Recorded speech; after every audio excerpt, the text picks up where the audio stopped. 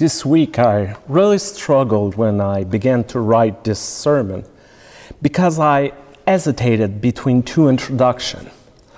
One option was a quote from an article entitled 4 Key Challenges in Pastoral Transition, which says, "The pastor leaving will set the tone for how the new pastor is received.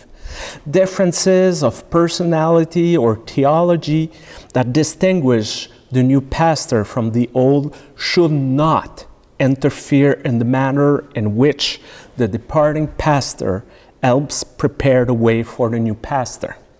Everything possible should be done to pave the way for a successful transition in the church for which a pastor lives and for the continuation of ongoing ministries in the new congregation."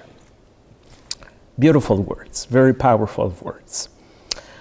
Instead, I decided to go with the second option, which is science fiction. And once again, I understand that it might not be your cup of tea, but just try to say with me for a few moments one more time. I'm a fan of Battlestar Galactica, the second version, the reimagined series. And the main narrative arc that ties this series together is all of this happened before and all of this will happen again. The character of this show progressively discover that everything they're doing, all their struggle, their adventure, is part of an ongoing continuum. Essentially, they replicate action from a distant past that will be eventually repeated in the future. And I like this concept because I believe that it speaks much about us, human beings. For many different reasons, we have some difficulties to look at events with a broad perspective. We struggle to see the big picture. For example, this congregation will go through a time of transition very soon, and it worries several people. After all, never before. The entire staff has decided to leave at the same time. Sally has been the director of music at Kanata United Church for 38 years. Glenda has been the office administrator for 22 years. There's a sense that there's a moment of rupture, a definite break, a life-altering event for this congregation. And for some, this represents as much as a change and as then, I don't know, maybe assassination of John F. Kennedy or 9/11 for some. What I'm trying to say that there's a perception that nothing will be the same again, that kind of idea. In our churches, we tend to see Pentecost as one of those moments of definite rupture. Maybe all of us know the story very well because it is read every God-given year in our churches. After Jesus' death and resurrection and ascension, the disciples gathered in one place under the same roof, and without warning, the text says, there came a sound like a rush of violent wind and filled the entire house. And then the Spirit of God fell upon the disciple in the form of tongues of fires. Those common men suddenly found the courage and the strength to do what they thought was impossible. They preached with assurance and authority the good news to representative of all the known nation under the sky. And even if some that they initially believed they were drunk, thousands were baptized and joined their movement.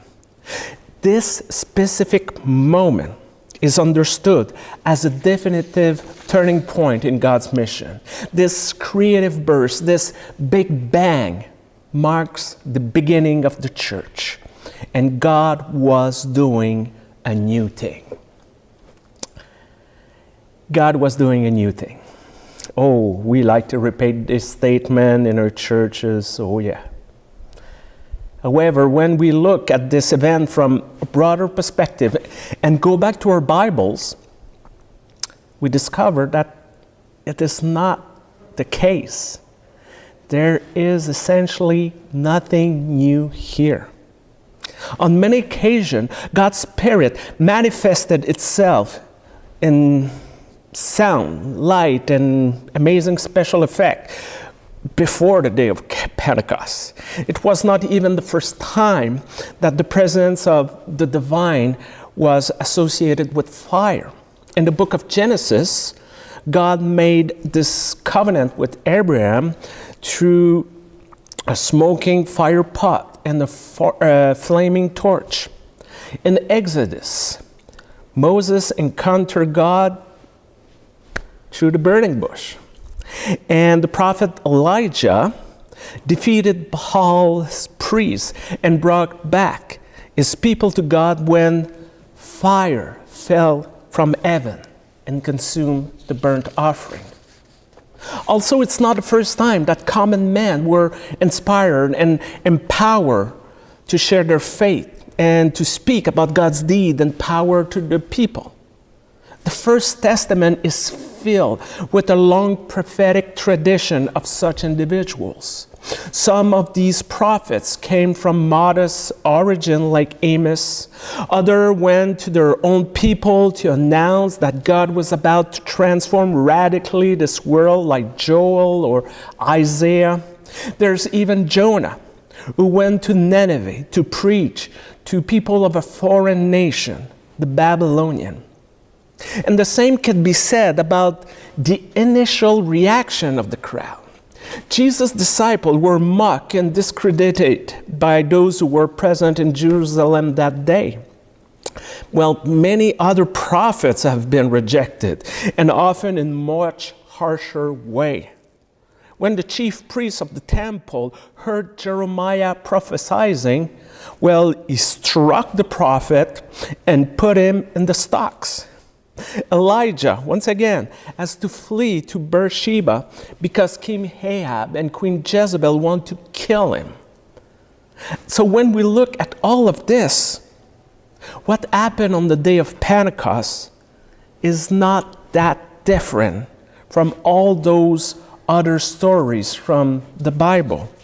The symbols, the messengers, the message, even the initial negative reaction of the crowd are in a direct continuity with the history of the people of God. All of this happened before. Too often, we're unable to understand that we're part of something bigger than the current set of events. We struggle to envision that we belong to a larger historical continuum that has a past, a present, and a future. We forget that God's people continuously live in a series of great cycles that are not different from one another. You see, in her book, The Great Emergence, Phyllis Tickle reflects on this phenomena and comes to the conclusion that every 500 years or so, the church experienced what she called a great garage sale. Just to explain, if you're like me, you probably accumulate stuff in your basement and or garage, and you accumulate to the point there's no more room.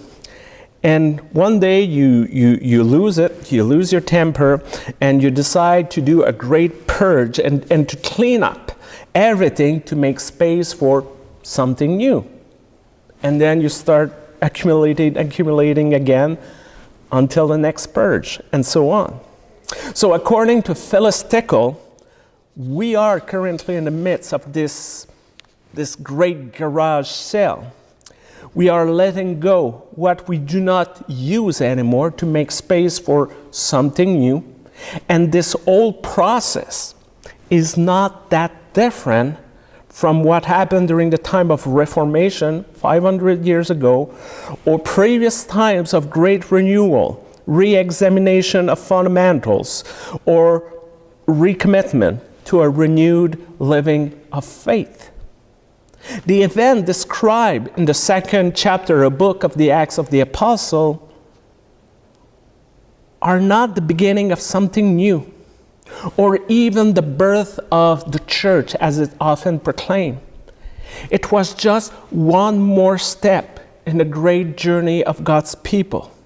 As the prophet in older times, the disciple spoke up and proclaimed the same good news to the people. It was the same Spirit of God that warmed their hearts and moved them to become more than they previously did not believe they could achieve.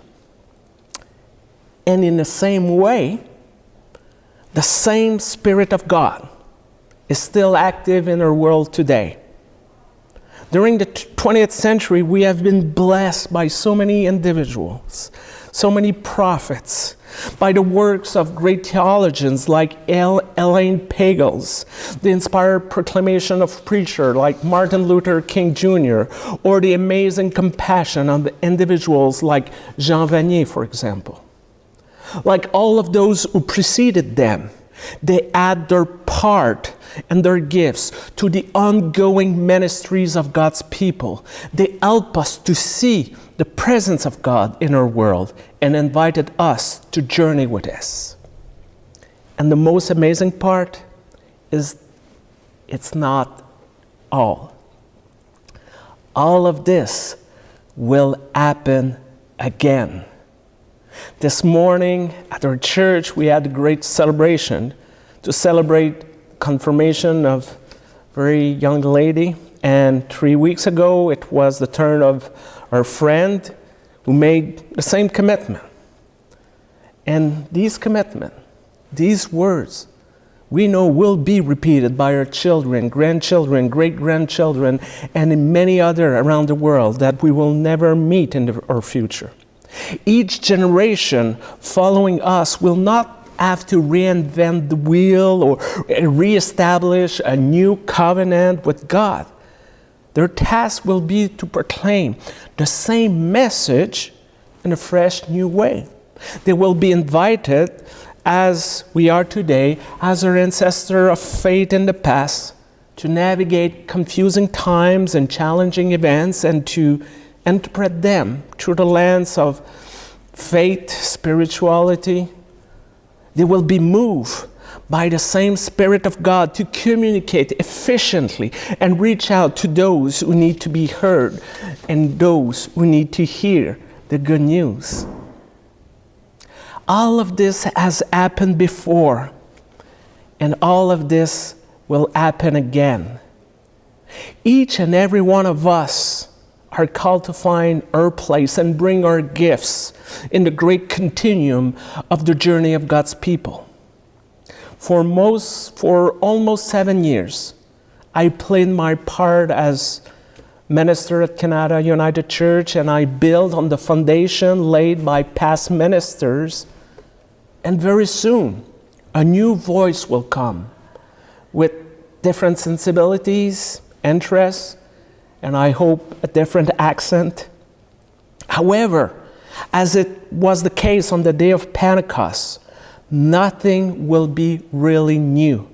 It will be the same church, the same ongoing ministries, and the same good news to be proclaimed to the world.